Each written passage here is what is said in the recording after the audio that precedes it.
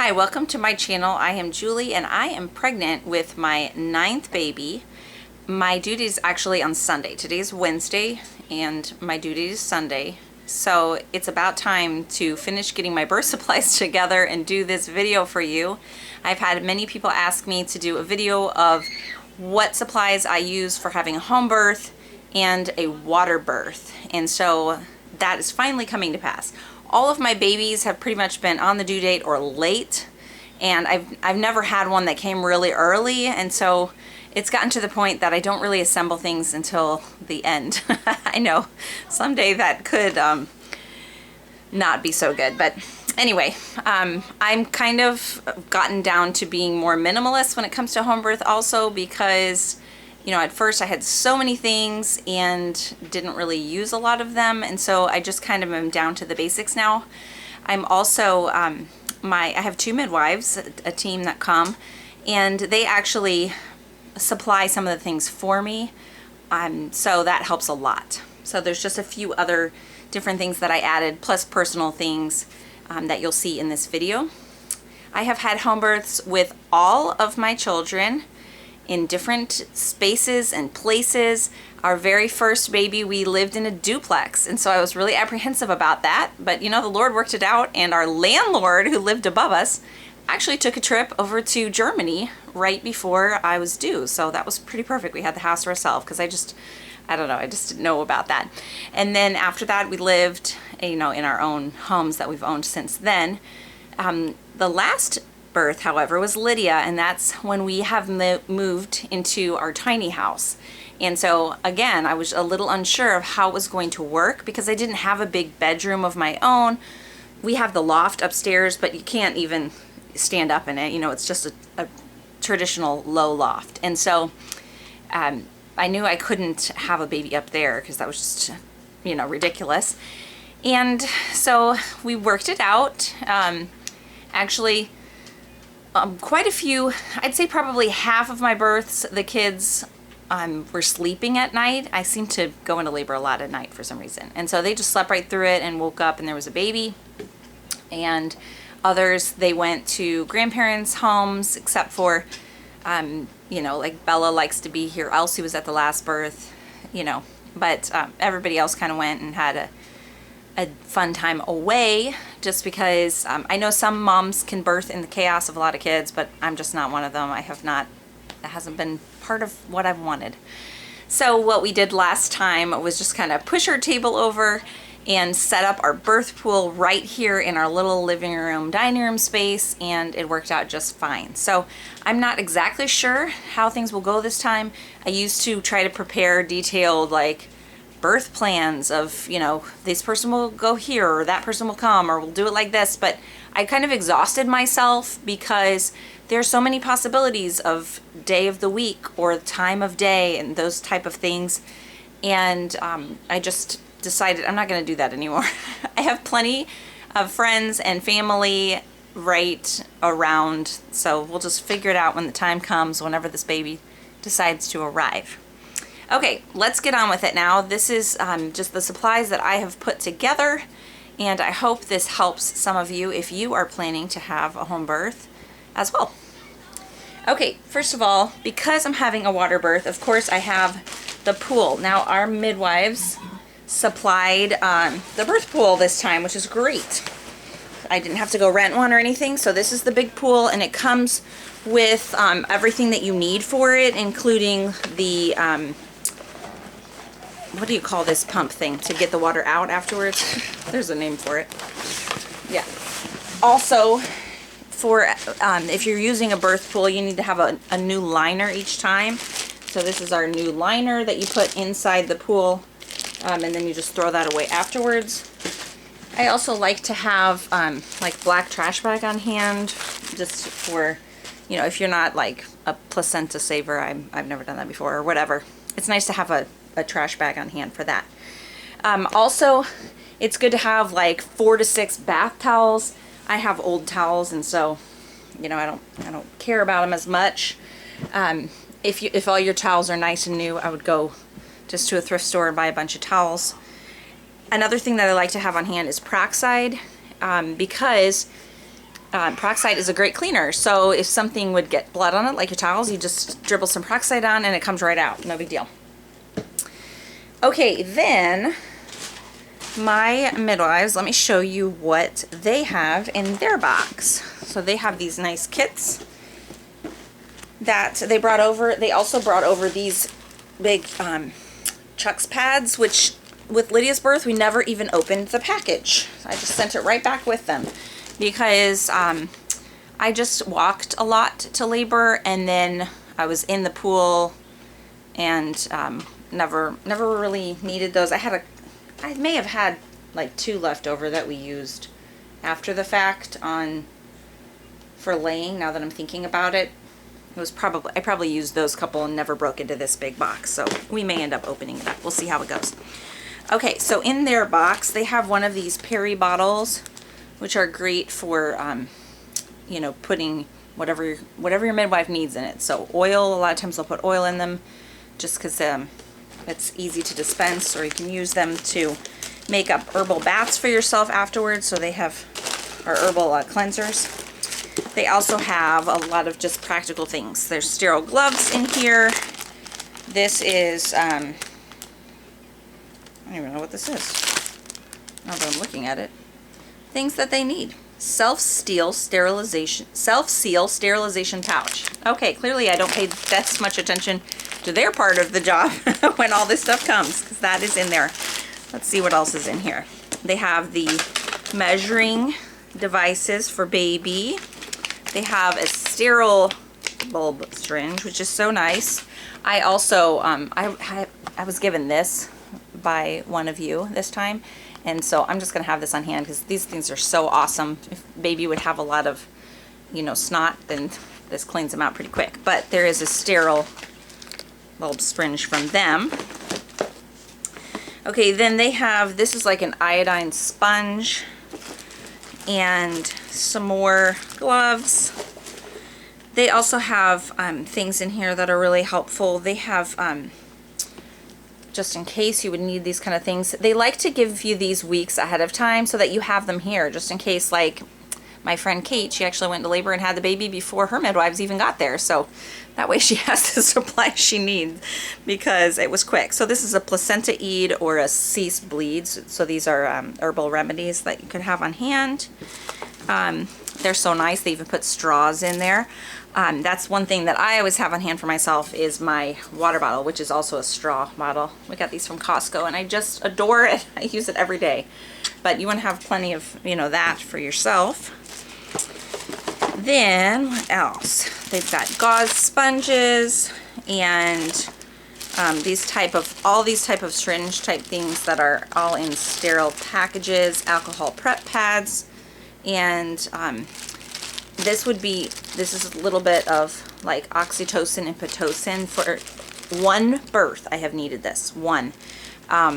It was after I had a really fast birth with my 4th baby, and probably because I had such a fast birth, I just had tons of bleeding afterwards that we couldn't get to stop. And so they gave me a shot of pitocin, I believe it was, and that took care of it, and then I was good to go. But that's only happened once. Of course, this is the little umbilical cord clamp ring thing. And we have lubricating jelly, more alcohol prep pads, and this is Rescue Remedy, which you can use if you're not pregnant. It's just like a calming tincture. Here's another kind of clamp, so there's 2 different kinds there.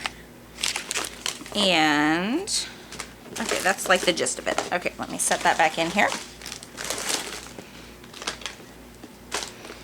In addition to that, they had given me this postpartum pain formula, which is good for the days afterwards if you have a lot of cramping. And honestly, the more babies you have, the more that uterine cramping you have after the fact. I think it was really like after my 3rd that I noticed it start increasing. The 4th definitely. It does keep increasing, and so that helps. That's a tincture that helps. This one is actually one that my friend Savannah sent me that worked for her. So that's another option too, that after ease. And then this spray was given to me recently too, so I've never tried that before, but that would be nice. It's kind of like a witch hazel spray. I always had the pads, witch hazel pads before, which I don't even know where they went because I know I had a bunch. But this is the same idea. It's just a spray that you could use if you have discomfort. Okay, the other thing that my midwives sent over, because they're so great, is this is an herbal bath. So it's all kinds of soothing herbs that you can put in a bath for afterbirth. It's just wonderful. It says, enjoy your soothing herbal bath with your new baby. And this is from www.inhishands.com. So it's just a comfrey, chamomile, lavender, just a bunch of herbs for a soothing bath. All right. Oh, they also sent over a bunch of pads and these nifty things, which I don't even know where you get them, but they are so wonderful. They're like, kind of like disposable underwear, but they're really comfortable. They're soft. I always have these two. You know, can't have too many of those, just makes things easier, but I like those that they send over. Okay, so then, let me stick this back in here. Another thing that I like to have on hand is snacks, like snacks for my birthing team. So I have fresh fruit, but then I'll also have like granola bars on hand for people. And then I picked up a box of these actually for myself. These are the RX bars. They're really high protein. I mean, that's it. That's like the ingredients right there. They're high protein, and so this, especially like after birth, in those days after when you're just adjusting, I find that I'm so hungry in those days afterwards. And of course, you know, I've got a lot of kids here and everybody's trying to juggle everything and helping. And so if I'm ever hungry, it's like inconvenient and hard for Jason to, or whoever, to get me food right at that moment. I like to keep things like this on hand so that I always have like an immediate snack if I'm having just like a hunger moment. And lots of water too, of course. Okay, then what's in here? Oh, just what I told you about. I was like, where did I put that stuff? These are the little witch hazel cleansing type pads, and you can even put these in your refrigerator if you want them cooling for more comfort. If you're having discomfort down there, that works well. Okay, then let's see what else I have. Okay, so one thing that I found is outfits for me. This is something that I did not do at first and learned my lesson, because you know, you go into labor, you're not always like completely with it, and there were certain clothes that I felt comfortable laboring in, and then I'm trying to send like Jason or the midwives rummaging around in my clothes trying to find a certain pair of pants or a certain camisole or whatever it may be. And so I've learned my lesson just to have those things with my birthing supplies. Not only clothes that I might want to labor in or might feel comfortable, or robe or whatever, to have it all with it, but also an outfit to wear after the fact. So my comfortable pants and a shirt that I like, just to feel comfortable. I have that all together so that there's no rummaging around. You also want, of course, outfit for baby and, you know, baby diapers and blankets, little hat, everything that you need to keep your baby warm and cozy after they're born. The other thing that I have for after the birth is for myself, which doesn't, I used to get extremely cold. After I would have a baby, I would be, I don't know, something about my body and the way it adjusted, I would get shivery, icy cold. Like I just could not even warm up.